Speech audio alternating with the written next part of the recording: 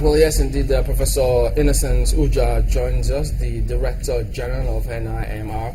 Good morning, Prof, and thank you for joining us today. We just heard from the President of the Resident Doctors stating what their grouse is. Well, yes, he also did say that they're meeting with the ministry in Abuja, but having listened to him, are those issues going to be addressed 100%?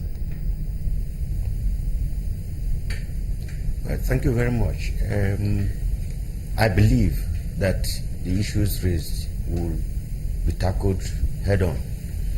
One thing that the resident doctors have advantage over is the fact that the current minister, Professor Isaac Adewale, was the president of the National Association of Resident Doctors in his time. And he has full understanding of the implications of their 21-day ultimatum. And I believe that with the team in the ministry, with the Minister of State for Health and other members of the team, they will come to the negotiating table. And I believe that they would come to an agreement so that the 21-day ultimatum that has been given by NARD would be shelved so that they will have enough time to discuss and reach agreement. I must say that at the moment, we're in a democracy. Democracy allows for negotiation. It allows for advocacy. It allows for dialogue. And I'm also aware that there are many senior doctors who are grounded in the act of negotiation. And if these people are brought to bear and brought to the negotiating table with the Minister of Health, I believe they will reach, the middle of the road solution. The issues that were raised, I think they are not such that would warrant any strike at the moment. I believe that, and want to appeal to NARD, and that we should look at the socioeconomic circumstances of this country at the moment. While they may have very genuine cases, the environment is quite hostile at the moment. Things are not just the way it should be. And I believe that with understanding, great understanding, I believe that they will reach, amicable solution. And the truth is that our patients are the ones suffering. The Nigerian people are the ones suffering. And based on that, and based on the training of medical doctors, they know they are trained to save lives, but they are also to be alive and well as they save lives. So if you put those two things together, I believe that the Federal Ministry of Health and the team of the resident doctors that will negotiate will come to a solution. There are two issues that they talked about. Yeah. One is the residency training program. The second is remuneration and the issue of skipping. So I don't see how that will be very difficult. But as you know, the minister and the ministers have spent only about 4 months in the ministry, and therefore they probably should be given some time to study what has been on ground and also to listen to resident doctors.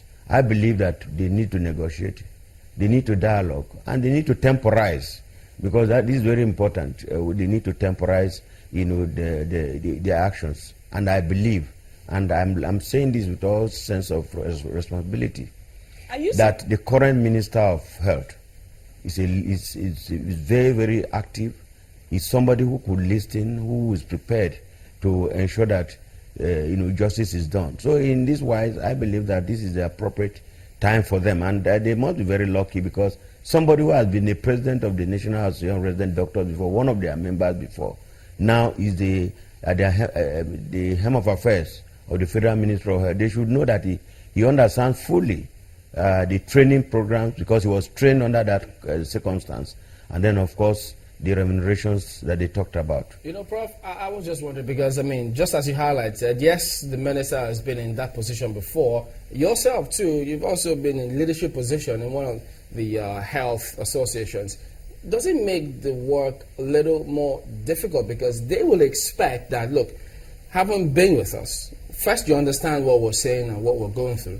They don't expect you to come back and begin to speak, as they may say, government language, saying, look, you can't suddenly change from who you are. Do you think that makes it a little difficult or easier for negotiation? Chamberlain, I must say that it is much easier. First of all, I was the first vice president to the current minister when he was the president of NARD. So I can tell you clearly that we have full understanding of what the NARD is talking about.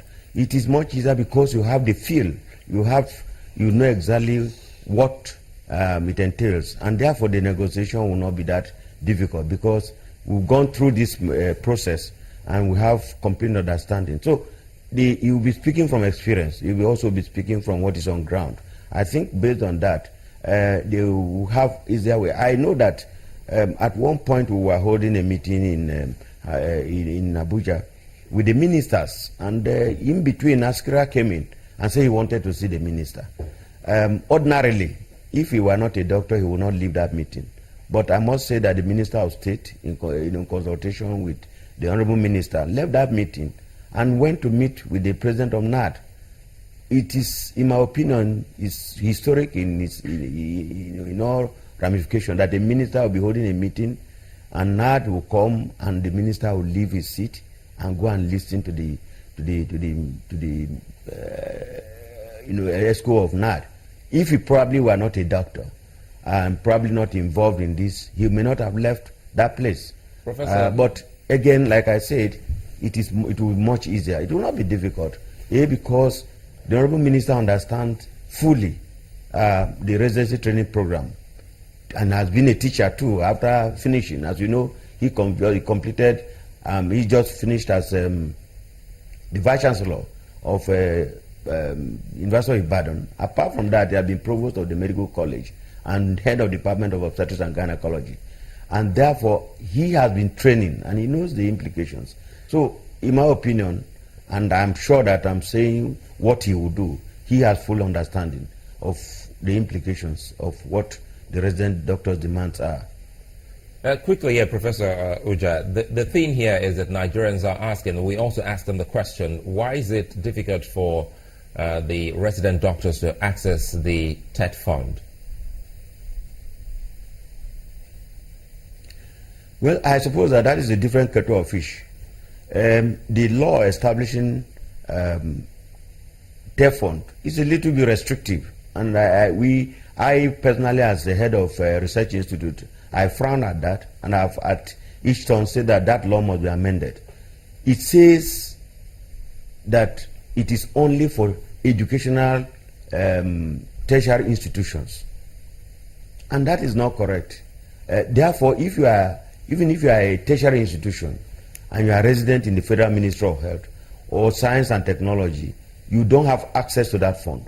And I will suggest, and I mean this, and I have thought it should be known to government, that law should be amended to involve all tertiary institutions, not just educational institutions.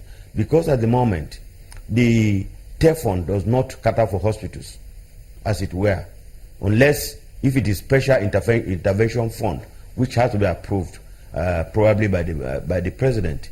So at the moment, that law excludes health institutions and other institutions outside of education, and therefore it is difficult to assess that, because if you get to TET fund, they say the law does not cover any other institution outside of education. If you look at it, is it so difficult for them? When we talk about doctors' remuneration, for some, they also look at it as, doctors are well paid. Why is it difficult for some of them to sponsor themselves for this program if you don't get too lucky by getting such sponsorship from the government? Well, that is an issue that will need to be discussed with the Federal Ministry of Health. I know, I trained under the program. At that time, we probably were not even sponsored in a way. And what Askra said is correct. I know that under Professor Chukwu, there was budget line for residency training, but I don't know what it is at the moment. But I know at the time, I think 2013, 2014, a budget line was created for residency training. Whether it is still there or not, I believe that if they give this current minister the opportunity to sit down and look at the books, I believe that this will return, justifiably so, so that the resident training program can be made more robust with minimal hardships and constraints, and then of course to the benefit of Nigerians and our patients, because the training is quite rigorous, I must say, but then I believe that it should be made such that the residents can have update trainings sponsored, and also have facilities to train. In that case, of course, the issue of state-of-the-art treatment will be available in the country, and then the number of people going for medical tourism will be reduced, and that will save foreign exchange for Nigeria, and also build capacity to respond to national health needs.